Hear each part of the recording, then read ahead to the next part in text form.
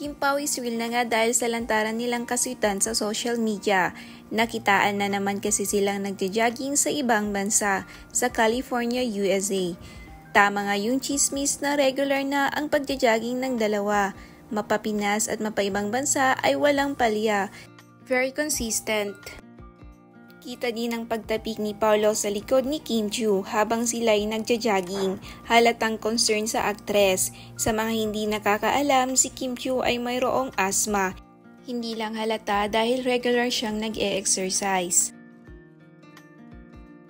At kung tuksuhin naman sila ng kanilang co-artist ay nakangiti lang ang dalawa at hindi sila sumasagot ng oo o hindi.